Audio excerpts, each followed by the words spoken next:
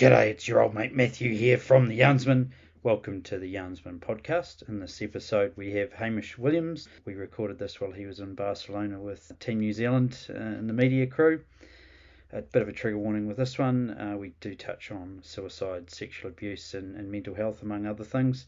If you do find this triggering, please feel free to step out or check our website for support resources.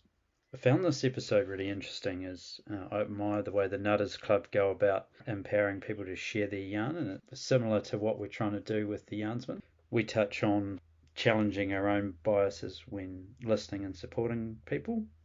Equally, the whole empathy and connection pieces to his advice is to shut up and practice listening, and I think that's a really fantastic thing. Hope you guys enjoy the episode as much as I did. Hello and welcome to the Yarnsman podcast. Today we've got a special guest, really, our first interview from overseas. Hamish Williams. Hamish is a father, a husband. He's the host of the News Talk ZB, the Nutters Club. He's also an historian from Oamaru. Oh. Hamish, how are you, mate? Yeah, I didn't know I was a historian until just recently. This came about thanks to being involved in voicing a audio tour for St Kevin's Arcade, a sort of a famous shopping area in K Road in Auckland, and now I guess you have to live up to it. So I'll try and be as historically accurate and observant as I can. Well, I mean, you've got a wonderful voice for a audio book. I mean, maybe you could even get into doing sort of nighttime sleep meditation audio books. Yes, indeed. Well, we'll jump into it then. What have you struggled with in the last week, mate? Oh, I think probably the biggest thing I've struggled with in the last week has been about being able to not make other people's challenges your own. I think sometimes being able to give a sympathetic and an empathetic ear is something which is really important because I think all of us at the heart of it want to be able to be good people and be able to help others where we can. But sometimes there's a bit of a line where we can take on other people's sometimes their worldview, if you like. Sometimes it can start to affect how perhaps you might see the own world around you. But I think being able to actually just remind yourself that the way that you see things is actually really important, and being able to understand what your core principles and values are and stick to them. So yeah, definitely been struggling with that because had a lot of other people with big challenges going on in their life around me, and just remembering that you can be that sympathetic ear, but ultimately you don't make other people's problems your own. And that is a real challenge, I suppose, in our line of work. I know through the Nutters Club you get to talk to a lot of people and things. And do you have or do you get supervision? Do you have a place to be able to go and offload some of that stuff? Yeah, it's a really good question. It wasn't something that I did for a long time, and then I did probably around about this time last year. I started to sort of really struggle with some of the, I guess some of the other stories and weight that you take on just from involving yourself in the sometimes deeply personal part of other people's lives. So most weeks, it sort of depends where I am, but most weeks when I'm in Auckland, I have a psychologist that I go and do a 1 hour session with, and it's more to just make sure that I'm looking after myself and my own thought patterns are keeping on a good straight and narrow. When I say straight and narrow, I mean the straight and narrow for me. What works for me. So that's kind of how I manage that. Do you get a bit of work out of Kyle as well post show? Yes and no. I think so Kyle McDonald, who's our psychotherapist on the Nutters Club. Kyle is a psychotherapist, so he's always going to have his take on things. But sometimes, I think our conversations is more as a mate, more as a friend, rather than a psychotherapist. However, he's really great that when we do have those conversations, and they obviously will stray into his professional analysis, he'll actually say that. He'll say, well, with my psychotherapist hat on, and you go, oh, okay. But I think I'm just really grateful to have somebody who, is able to do that professional analysis of thought patterns, and doesn't have to do it all the time, and just basically, be that smart ass friend that, you'll kind of like quietly resent, but also agree with. Yeah, well, I mean, and also value that, right? Looking ahead to the next week, what's something you want to work on? Being grateful. Yeah, being able to find gratitude in the experiences that we find. The demands of day-to-day life for every one of us can be overwhelming. It's without a doubt. Sometimes it can feel like there's not enough hours in the day. It can feel that sometimes, our experiences of ourselves or others don't necessarily live up to expectation. But often this is easily remedied if we actually take the time to just stop and look around us and remember that, wherever we are and whatever we're doing, that there is so much to be grateful for. And it's actually the little things. We can certainly make light of the fact that, I'm incredibly privileged to be in Barcelona at the moment at the 37th America's Cup. But then the reality is that I'm here to work. So I'm over here pulling some pretty long days at the moment, and sort of, long days, you get tired. And when you get tired, you start sometimes, sort of wondering, am I making the best choice about this, that, or the other? So you kind of got to check yourself. But I find that gratitude piece is really important, so that you actually turn around and you be like, how lucky am I to be here? God, I am standing in this ancient city. I am looking at this beautiful view. And sometimes that can feel a little bit perhaps woo-woo. There's this idea, but taking that moment to actually reflect on what you've got around you and be grateful for it. And it doesn't have to be as big as traveling to the other side of the world. It can just be, look at where I am, look at the environment that I get to be part of. Being able to find that positive in it, that helps so much to be able to propel you forward to the next moment, the next challenge. And that's a lot of what it's about for me. I always think that it's about being able to find that way to keep the momentum going forward. I like that. And let's hope that we can be grateful for a, was it 7-0 win come Sunday? Oh, yeah. Well, and then that's the other thing too, is that, hey, maybe it will be 7-0, but also too, maybe it won't be. And Yeah. maybe it'll be a different score too. And that's okay. It's about being grateful for the fact that we go, how cool is it that, we've managed to do this thing 4-0. Friday night we were all sort of this blend of excitement, but also fear and anxiety that's just built up over 3 years. Ineos, they've only had a week to have to deal with those kind of emotions. We've been suffering around this for years. And I think that's like it for a lot of things when it comes to life. But you see, we can overblow the challenges and make them bigger than they actually are. And when you realize when it comes that actually those first four races that were spread over 3 days, they were just another day in the week, like it really was. And did we win? Well, yeah, we did, but also too, the other guys didn't. And how are they feeling? How are they handling that? And my hope is that they're handling it as a challenge to keep finding a good reason to get up. Because here's the thing, when you are sort of continually having to eat defeat, which they are, and they're exposed to the whole world. It's not just losing to yourself. You've got so many people watching you. That can be really, really hard. The fact that you get up and you go and you stand there defiantly, with 2 feet facing forward and go, let's go again. That always gives me, regardless of the outcome, that always gives me immense respect for that person. And I think we can apply all of that to our own lives. We're not going to win every day, and that's okay. But getting up the next day and putting your feet on that start line and being like, all right, I'm ready to go, in yourself, that will only ever make you stronger to be able to take on the next challenge, whatever that might be. Yeah, I love that. What are you proud of? Me, me, I'm proud of me.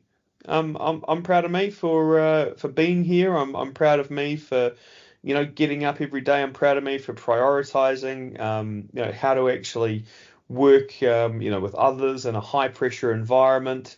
I'm proud that I'm managing to survive on 3 words of Spanish. Um, um, I'm proud of being able to, still keep all my relationships and my contacts going back in New Zealand, despite the time difference. Yeah, I'm proud of being able to still do the best that I can, despite huge demand, huge stress, and a 13-hour time difference. I'm doing it. I'm here, and that's pretty cool. So, yeah, I'm really proud of making the most of each day at the moment. Good. Well, you're looking and sounding great, so that's all good. Well, that's because I had a What? 45-minute nap before I spoke to you. Oh, well, nice and fresh after a power nap. Good on you. What gives you hope? What gives me hope? Um, what gives me hope is being able to see people rise to the challenge, is to see people at their best. Um, we've had some pretty amazing experiences here, but I think about, for instance, standing on the side of the dock here in Barcelona, and I'm standing with lots of different Kiwis from all over the country. I'm standing with some Kiwis. This is they've saved up for quite a while to be here. Some Kiwis they're quite wealthy, and it's just always on the cards, and so here they are, and we're standing there, and there we are listening to Dave Dobbin. We're standing listening to OMC, David Dallas, and then it's all kind of festive and fun.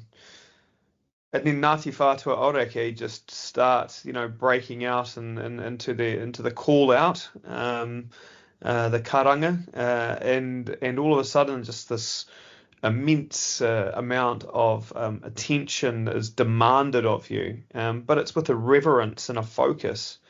And what gives me hope is in that moment, I don't see anybody looking around. I don't see anyone on their phone. I see people coming together. And what gives me hope is that when we seem to leave New Zealand as New Zealanders, we seem to leave behind a bit of baggage as well, because you're only allowed to take 2 bags on a plane. It gets pretty expensive after that. But we seem to be leaving a whole bunch of emotional baggage behind, and suddenly we're just really, really, really proud to be together, so far away from home. And so what gives me hope is the fact that that is possible, and the fact that people are doing it. And I think, like any skill, practice makes perfect. And maybe for the people that get to practice that, we can get so good at it that perhaps we can come back home and be able to teach and spread the beauty of that unity, and what that looks like, what that feels like, because it feels pretty good. And I got to be honest. I say I feel stronger. I feel stronger as a New Zealander, as a Kiwi, but you realise that this is a strength. It's not an arrogance. It really is standing there and realising, man, just how this little small nation of 5.5 million has no right, absolutely no right on paper, to be standing here, but we're here. No one can take that away from you, and that just fills me with immense hope. If we're capable of doing this, if we're capable of being able to compete at this competition, if we're capable of getting our asses over here all together, if we're all capable of creating these shared moments with each other, then we are capable of doing all kinds of other great things. So that's what gives me hope. Love it. Love that. After living overseas, I've certainly experienced that coming together in a sporting event in another country. One for a knees up, but also that, there is a huge amount of pride in things that go with it. So that's really special. Mate, want to dive into a bit more about you. What's the Sure. Share your yarn with us. Where Yeah, would you like to well, begin?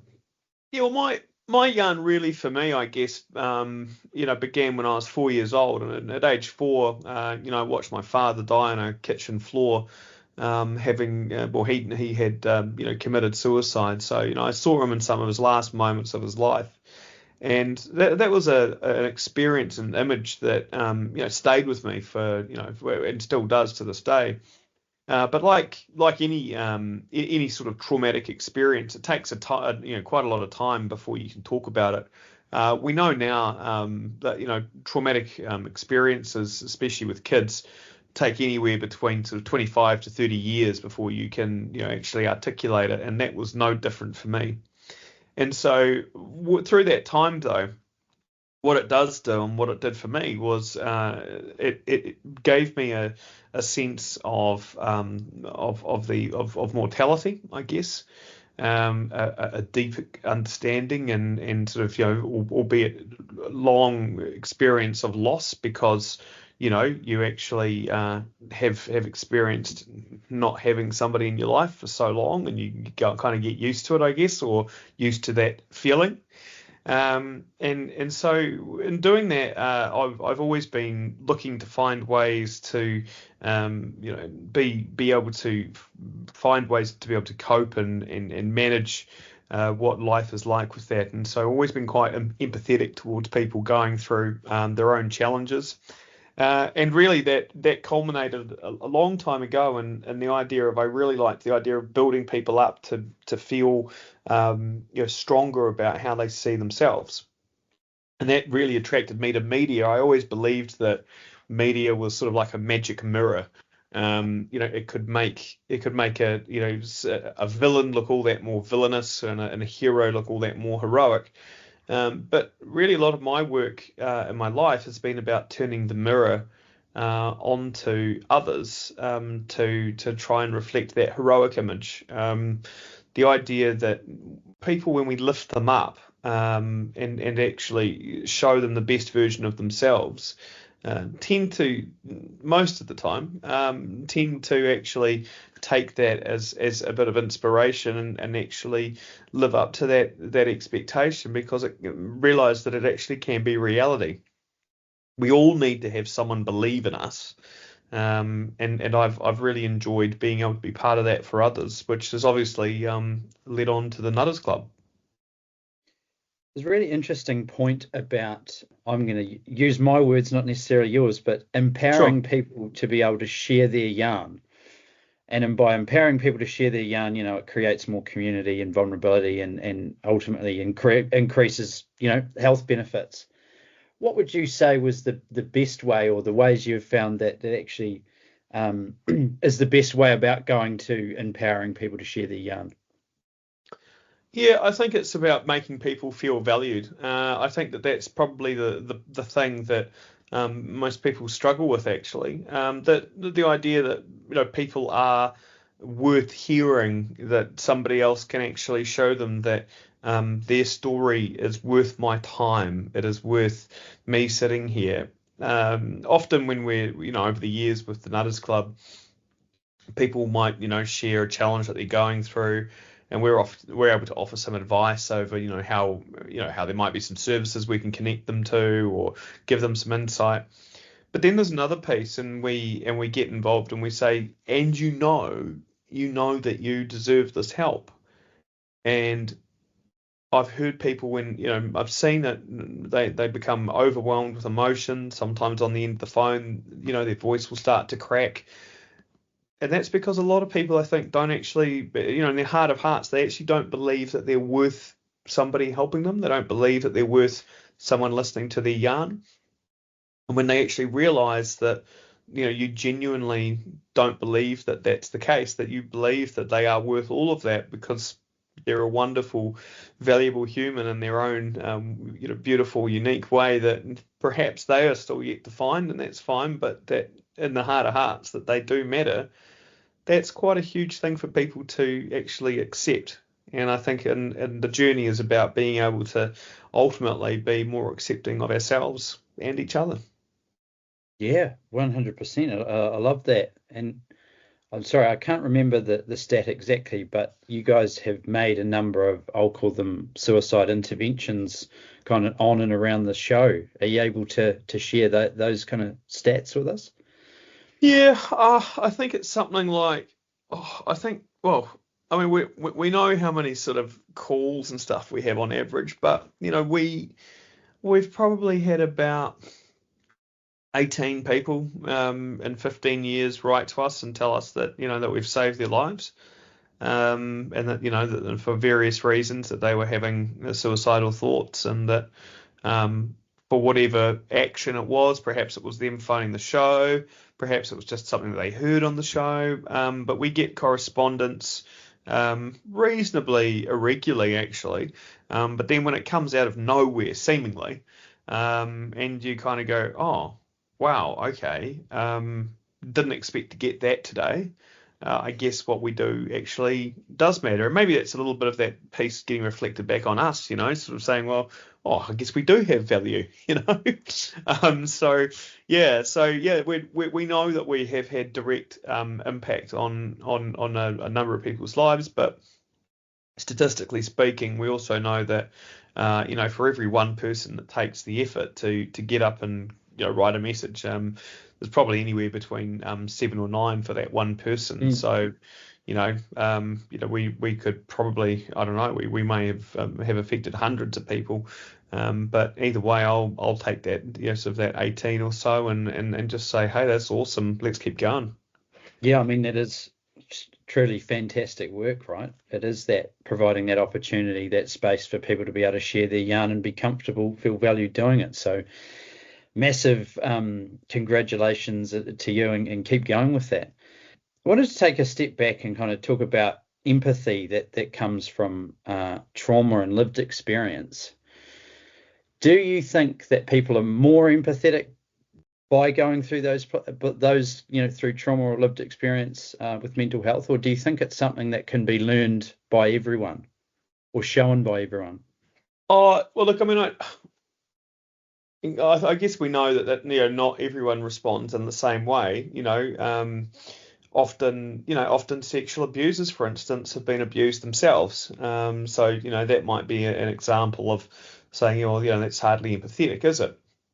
But I think the way that I see it is that when we're able to understand uh, understand what emotional pain feels like, you would hope, and I think the majority of people do, that people go out of their way to try and shield others from having to experience that themselves because they know how hard it is. Mm, that's the thing there. So, what advice would you have for people who want to be a better listener and to help people feel valued? Is that just giving them the time? Shut up and practice. Yeah, I think it's about being able to listen is something that I think you've got to practice. It's really easy to want to fill the silence all the time. So I think just being able to let people go and understand that some people talk at a different pace to you. I've found that when I've actually taken the time to listen with people, that's when they are at their most surprising and in the most wonderful ways. Um, I recently had a chat with a guy about it wasn't even mental health related, about a completely different topic. And he started talking and he was quite slow. And as he started talking to me, I was like, oh God, I'm not sure how sharp a tool this guy is. Like it was literally what went through my head. I just thought, oh God, this is quite painful. And then after I'd waited what seemed like an age, but it turned out it was probably only about 30 seconds, I actually realized that the guy was actually a genius. And what he was talking to me was just nothing short of absolute ingenuity off the charts. But I had to take the time to actually listen to get to that. I could have easily written him off in 15 seconds, and I would have been poorer for it.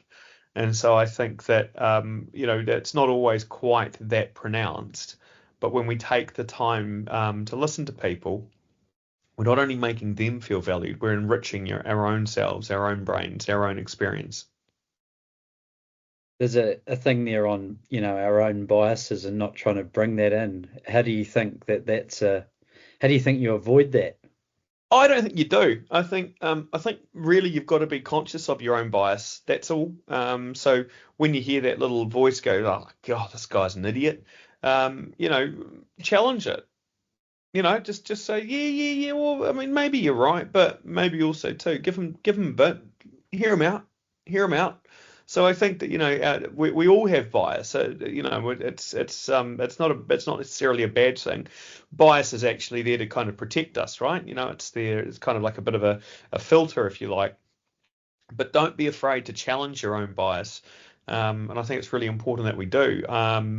I often tell myself, I know I don't know everything, so why pretend like I do? So if I hear somebody talking about something and I think that they sound like an idiot, I'm like, well, maybe you just need to listen a little bit longer. And that's normally where you realize is that different people work in different ways. You've got to figure out the best way to communicate. I had another example recently where someone was talking about a challenge and they're talking about it quite aggressively and I sort of answered. I went, well, yeah, kind of tried to match their aggression and said, and not in a conflicting way, but sort of was like, well, then, we've got to do this. And they really, really didn't like that. And then I was like, oh, whoa, whoa, whoa, oh, try again. So I didn't change the message. I changed my delivery and I actually just used really basic words and said, look, let me put this another way. We're here to help. I just want to help. And they're like, oh yeah, no, that's really good. And so it was about actually checking myself and just, realizing that, I can do the same way. I can deliver the same message, but I can do it in different ways as well. So just kind of don't be afraid to self-critique yourself. Don't beat yourself up. But you can just kind of have a gentle, sort of self-assessment along the way and you'll be better for it. Well, that's really positive stuff, and I guess you've had years of practice on the radio doing this, right? How many years has the Nutters Club been in play? Was it 14?